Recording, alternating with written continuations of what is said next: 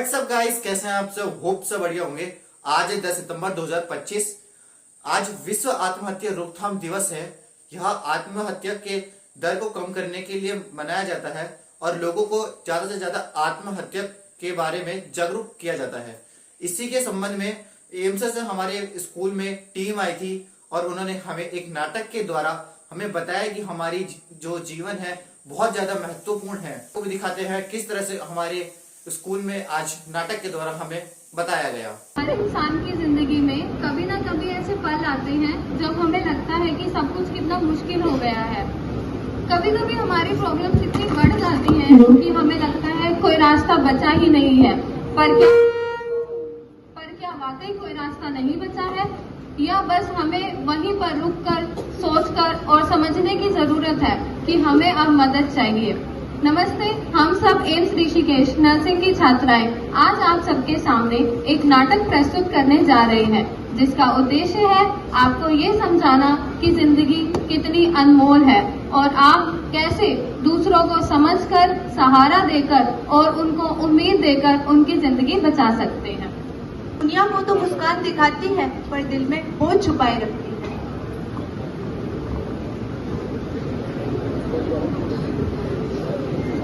Reena phone चला रही है और खुश है। हाय गाइस, तो कैसे हैं आप सब लोग? आज मैंने एक नई वीडियो पोस्ट की है, तो प्लीज उसको सब लोग लाइक, शेयर और सब्सक्राइब करना। अरे वाह, मुझे कितने अच्छे अच्छे कमेंट्स आ रहे हैं। Reena all the best, Reena you can do it. अरे ये क्या? रीना बुरे कमेंट्स देखती है। लोग इतने बुरा बुरा भी सोच सकते हैं, वो इतने बुरे कमेंट्स भी कर सकते हैं। अरे यार, क्या मैं इतनी खराब हूँ? हाँ? रीना अपना फोन फेंक देती है और गुस्से में चली जाती है। स्कूल का दृश्य। देख कौन आया है। और रीना, हमने तो कल तेरी वीडियो देखी। वीडियो कैसी लगी? अरे वीडियो देख के तो हमें हंसी आ रही थी।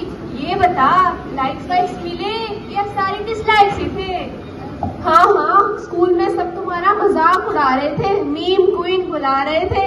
मीम क्वीन जो ठहरी मीम क्वीन। दोनों हंसते हैं। रीना उदास होकर वहां से चली जाती है। रीना अकेली बैठी है और सोच रही है। अरे यार, क्या करूं मैं इस तरीके से? कितनी मेहनत कर लो, कुछ कर लो, किसी को मैं पसंद ही नहीं आ रही। इस तरीके से जीने का क्या मतलब जब कोई मुझे पसंद ही नहीं कर रहा? इससे अच्छा तो मैं मर ही जाऊं। आज रात के इवेंट के बाद मैं सच में ये जिंदगी खत्म कर दूंगी, फिर किसी को मुझसे कोई शिकायत नहीं होगी। तो देखा आपने कैसे नेगेटिव कमेंट्स, ट्रोलिंग सिर्फ शब्दों तक सीमित नहीं है, बल्कि लोगों की जिंदगी से भी जुड़े हैं। इसलिए हमें इस सोशल मीडिया के जमाने में एक दूसरे को गिराने की नहीं, संभालने की जरूरत है। तो चलिए अब हम चलते हैं अगले दृश्य की ओर। ये कहानी एक छोटी सी बच्ची की है जो अपने एग्जाम्स के प्रेशर्स और घर के माहौल से परेशान है।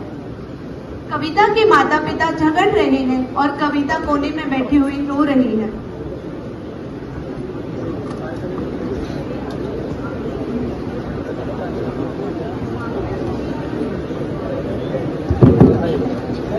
हे भगवान, मेरे मम्मी पापा का झगड़ा बंद करो। मुझे अपने रिपोर्ट कार्ड पर भी साइन करवाने हैं, मैं कैसे करवाऊंगी? पापा, मेरा रिपोर्ट कार्ड आया है। क्या है ये? मेरा रिपोर्ट। एक तो पहले ही तुम्हारी मम्मी ने मेरा दिमाग खराब कर रखा है, ऊपर से तुम भी आ गई। क्या इतने कम नंबर आए हैं? देखो इसकी परीक्षा में कितने कम नंबर आए हैं। ये सब कुछ तुम्हारी गलती है। तुम ये नौकरी छोड़ क्यों नहीं देती हो? मैं घर भी संभालती हूँ, तुम्हारा भी काम करती हूँ, नौकरी पर भी जाती हूँ। तुम क्यों नहीं अपनी नौकरी छोड़ देते? या तुम थोड़ी मदद भी तो कर सकते हो ना? हम कितनी ही मदद कर सकते हैं, थोड़ी कोशिश तो इसे अपनी आप भी करनी पड़ेगी ना। मैं कोशिश करती तो हूँ पर मुझसे नहीं हो पाता, मुझे मदद की जरूरत है। रोज शाम को 1 घंटा तुम्हारे पीछे बर्बाद करती हूँ, और क्या मदद चाहिए तुम्हें? देखो कविता, मुझे सिर्फ तुम्हारी परीक्षा के अच्छे परिणाम से मतलब है। अगर इस बार भी तुम्हारी परीक्षा का परिणाम अच्छा नहीं आया तो तुम्हारे लिए बहुत बुरा होगा। ये ऐसे लगे कि अच्छे परिणाम, पता नहीं क्या पढ़ती रहती है, मुझे तो कुछ समझ ही नहीं आता है। एक तो तुम और एक तुम्हारे पिताजी, मेरी तो जिंदगी खराब कर दी है। अरे इसमें मैं कहां से बीच में आ गया? तुम दोनों माँ बेटी ने तो मेरा दिमाग खराब कर रखा है। कविता परेशान होकर गुस्से से अपने कमरे में चली जाती है। हे भगवान, आप मुझे अपने पास क्यों नहीं बुला लेते? मम्मी पापा हमेशा मेरी वजह से झगड़ते रहते हैं, ना ही कोई मुझसे प्यार करता है, इससे अच्छा तो मरना ही है।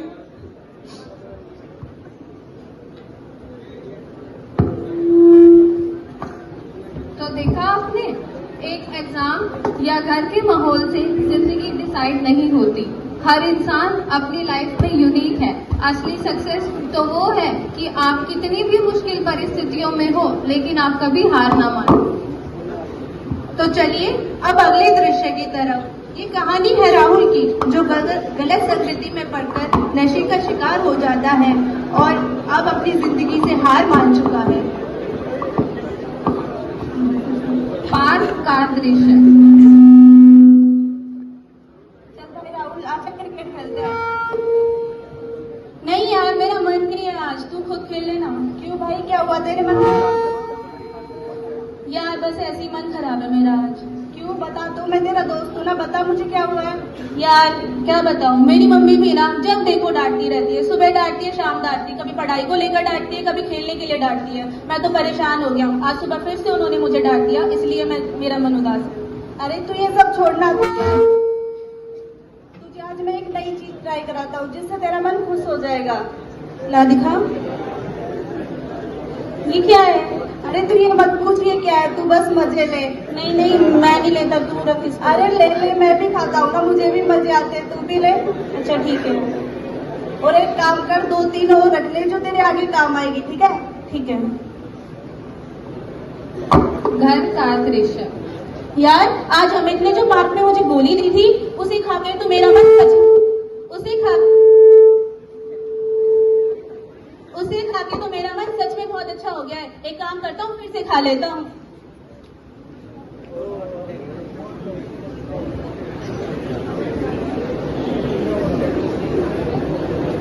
अमित को नशे की लत लग जाती है। अमित को नशे की लत लग जाती है। 2-3 महीने बाद का दृश्य।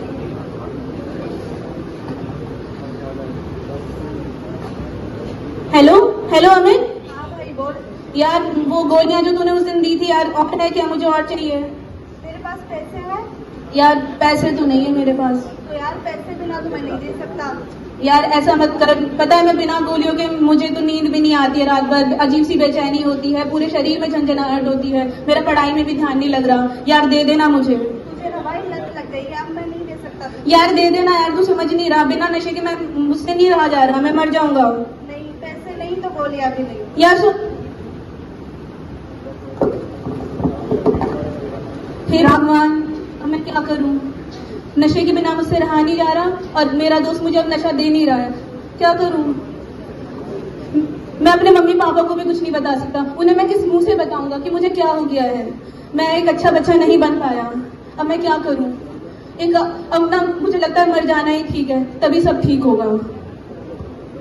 राहुल को गोलियां नहीं मिलती तो वो अपने पापा की रखी पुरानी गोलियों का ओवरडोज करने की कोशिश करता है।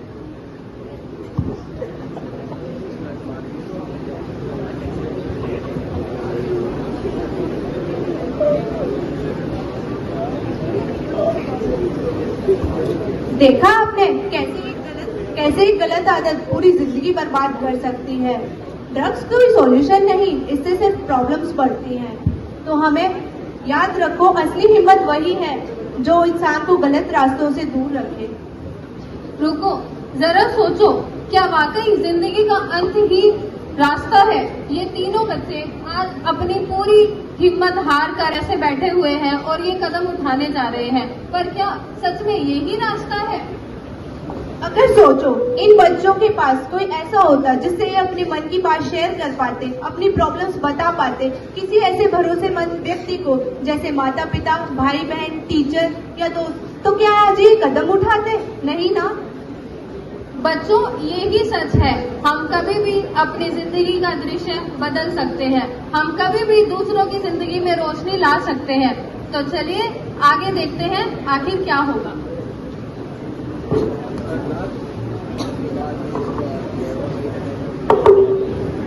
रीना पार्टी हॉल की तरफ जाती है और वहां लगा हुआ एक बोर्ड देखती है। आत्महत्या समाधान नहीं है। अपने प्रियजनों से बात करें। आप अकेले नहीं हैं। आपकी जिंदगी एक दौर है, रुकना जरूरी है, रुकना जरूरी नहीं है। कोई भी मदद चाहिए हो तो डायल करें 14416। इसे देख के लगता है कि ऐसे ख्याल तो मुझे भी आते हैं। मुझे भी बिल्कुल जीने की इच्छा नहीं होती और मन खराब रहता है। शायद मुझे भी किसी अपने से बात करके देखना चाहिए। मुझे अपनी जिंदगी को एक दूसरा मौका देके देखना चाहिए। आज ही मैं किसी से बात करूंगी।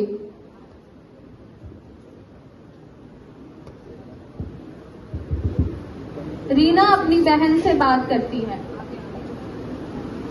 दीदी दीदी मुझे तुम्हें कुछ बताना है। क्या हो रीना, रो क्यों रही हो? दीदी बैठो बैठो, पहले बैठो। दीदी मेरा बिल्कुल भी जीने का मन नहीं करता। स्कूल में सब लोग मुझे चिढ़ाते हैं, मेरा मजाक उड़ाते हैं, मीम क्वीन जैसी चीजें बुलाते हैं। कोई भी मेरा दोस्त नहीं है। ऐसे तो मैं कैसे रहूंगी दीदी? इससे अच्छा तो मैं मर जाऊं। कोई पसंद नहीं करता मेरे को। रीना मैं समझ रही हूँ तुम्हारी परिस्थिति, लेकिन ये ना तुम हर मुश्किल में ज्यादा मतलब ख्याल रखोगी। तुम अकेली नहीं हो, हम सब है ना तुम्हारे साथ। मैं हूँ, पूरी फैमिली अपने साथ है। तुम ऐसे कैसे सोच सकती हो? हाँ दीदी। रीना देखो, जब भी तुम्हें ऐसे बुरे ख्याल आए कि तुम्हें खुद को नुकसान पहुंचाना है, तुम मेरे पास कभी भी आ सकती हो। मैं तुम्हारी मदद के लिए हमेशा तैयार हूँ, तुम्हारे साथ रहूंगी। ठीक है दीदी, मैं अगली बार तुमसे हमेशा बात किया करूंगी, अपने मन में नहीं रखूंगी। थैंक यू दीदी। चलिए अगले सीन की तरफ।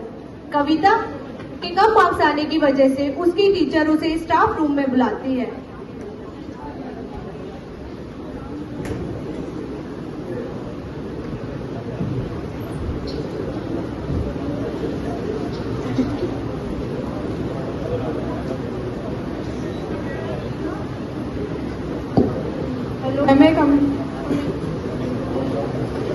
कविता कविता अपना रिपोर्ट कार्ड टीचर को दिखाती है। तभी उसके हाथों पर चोट के निशान देखकर टीचर बोलती है, ये चोट कैसे लगी तुम्हें? दिखाओ मुझे। बैठो बेटा। ये चोट कैसे लगी तुम्हें? कुछ नहीं बताओ मुझे, कैसे लगी ये चोट तुम्हें? मैम, वो घर पे हमेशा मम्मी पापा लड़ते रहते हैं और ना ही कोई मुझसे प्यार करता है, ना ही मेरे अच्छे मार्क्स आते हैं, और ना ही कोई मेरा दोस्त है, ना ही कोई मेरी बात सुनने वाला। मैं हमेशा अकेली रह जाती हूँ, इसलिए मैंने अपने आप को चोट पहुँचाने की कोशिश करी। मैं समझ सकती हूँ तुम्हारे साथ क्या हो रहा है। तुम तो एक बहादुर लड़की हो और तुम तो पढ़ाई में भी बहुत अच्छी हो। तुम्हें कोई मदद की जरूरत है तो मैं तुम्हारी हेल्प करूंगी और मैं हमेशा तुम्हारी हेल्प करूंगी। बच्चा देखो, मैं तुम्हारे मम्मी पापा से बात करूंगी इसके बारे में कि वो घर का ऐसा माहौल ना रखे, ठीक है? अभी तुम अपने घर पे जाओ, मैं तुम्हारे मम्मी पापा से बात करूंगी। ठीक है मैम। कविता की टीचर उसके घर पर कॉल करती है। हेलो। हेलो। हाँ जी, नमस्ते। नमस्ते। कविता के घर से बात हो रही है? हाँ जी बताइए। मैं कविता के स्कूल से बात कर रही हूँ, उसकी टीचर। हाँ जी बोलिए। देखिए, मुझे कविता से रिलेटेड एक बहुत जरूरी बात डिस्कस करनी है। अभी आप स्कूल आ सकते हैं?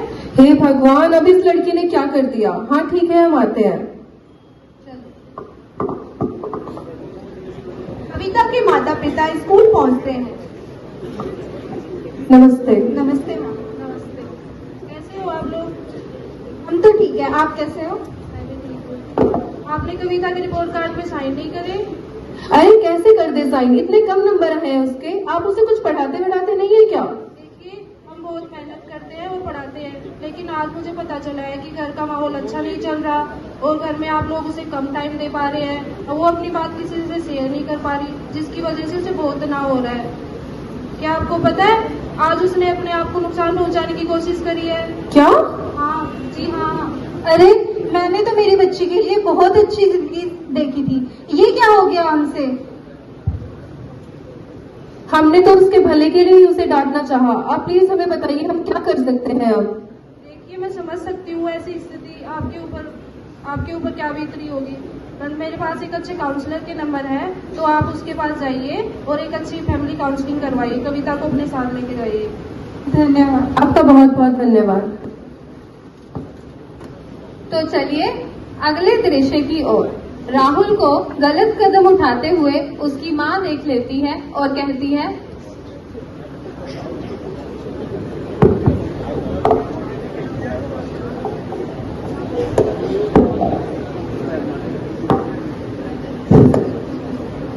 राहुल, राहुल बेटा, राहुल, ये तुम क्या कर रहे हो? तुमने पापा की इतनी सारी गोलियां लेके क्या तुम खाने जा रहे थे? हे भगवान, राहुल के पापा, ये देखो राहुल क्या करने वाला था। राहुल बेटा, तुम ये क्या कर रहे हो? तुम्हें कोई दिक्कत, कोई परेशानी या फिर स्कूल में किसी ने कुछ बोला? बताओ बेटा, बोलो। सुनो राहुल की इसकी हरकतें सही नहीं लग रही है। मैं एक काम करती हूँ, उसके दोस्तों से पता करती हूँ कि इसे क्या हुआ है, जब तक तुम इसका ध्यान रखो।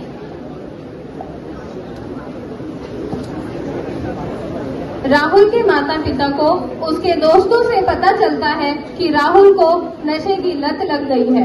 राहुल के पिता ने फिर अपने दोस्त से बात की और उन्होंने काउंसलिंग की सलाह दी। सुनो राहुल की मम्मी, मैंने अपने दोस्त से बात की है, उसने एक अच्छे काउंसलिंग के बारे में बताया है। चलो हम राहुल को उनके पास लेके चलते हैं। चलो बेटा राहुल। अगले दिन राहुल के माता पिता उसे काउंसलर के पास ले जाते हैं।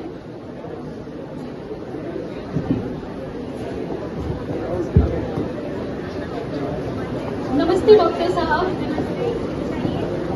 डॉक्टर साहब, मैं सूरज, मेरी आपसे कॉल पर बात हुई थी कि मेरे बेटे राहुल को नशे की लत लग गई है और उसने अपने आप को नुकसान पहुंचाने की भी कोशिश की है। अच्छा, आप थोड़ी देर बाहर इंतजार कीजिए, मैं राहुल से बात करता हूँ। जी डॉक्टर साहब। राहुल, बताओ क्या परेशानी है तुमको? मैं तुम्हारी मदद करने की कोशिश करूंगी, बताओ मुझे।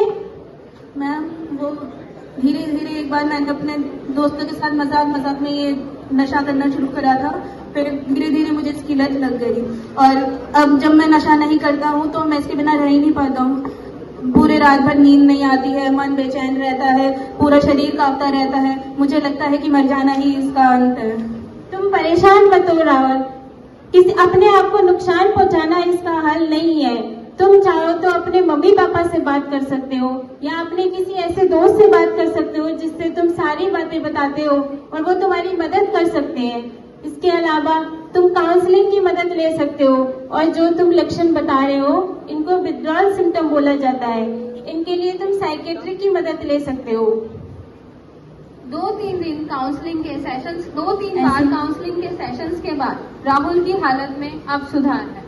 ठीक है डॉक्टर, मैं आपने जो बोला है मैं वो पूरा करने की कोशिश करूंगा और हार नहीं मानूंगा। ठीक है। तो देखा बच्चों, कभी कभी जिंदगी में इतनी परेशानियां आती हैं कि हमें लगता है सब खत्म हो गया है। पढ़ाई की टेंशन, घर की टेंशन, दोस्तों से झगड़ा, सोशल मीडिया की ट्रोलिंग और हमें लगता है अब आगे कुछ अच्छा नहीं होगा। पर सोचो, क्या सच में सब खत्म हो जाता है? अगर तुम गलत कदम उठाओगे तो क्या बदल जाएगा? पढ़ाई का सिलेबस कम हो जाएगा, घर की टेंशन कम हो जाएंगी या तुम्हें वो मार्क्स मिल जाएंगे जो तुम चाहते हो?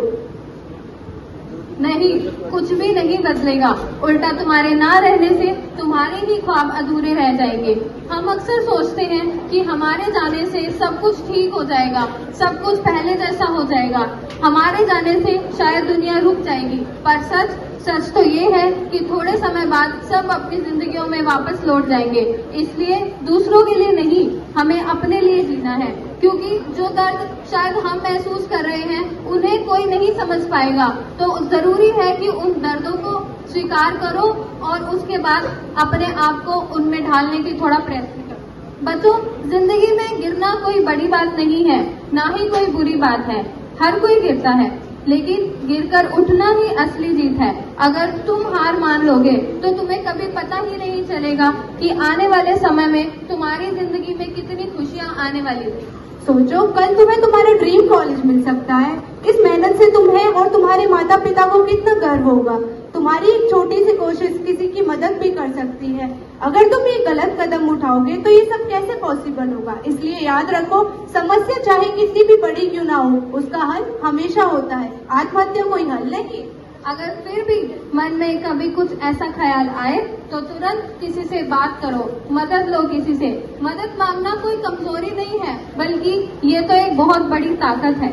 हमारी पहचान, हमारे सपने, हमारी खुशियाँ, ये सब हमारे हाथ में ही है। जिंदगी का मतलब है खुद को अपनाना और खुद के लिए जीना। हमारी जिंदगी अमूल्य है और हमारे जीने से ही इस दुनिया को रंग मिलता है। अब से हम जब भी हमारा मन भारी होगा या हम जरूर किसी से बात करेंगे, मदद मांगेंगे और हमेशा ये हेल्पलाइन नंबर याद रखेंगे 14416। और हमेशा याद रखना, हम जरूरी है, हमारी जिंदगी की कीमत है और हमारे होने से ही ये दुनिया सुंदर है। Thank you. आपने यह नाटक अभी तक पूरा देखा और आपको जरूर कुछ ना कुछ इस नाटक से समझ आया होगा। तो इस व्लॉग को कर देते हैं पर एंड। अगर आपको ये व्लॉग पसंद आया हो तो लाइक, शेयर एंड सब्सक्राइब जरूर करें।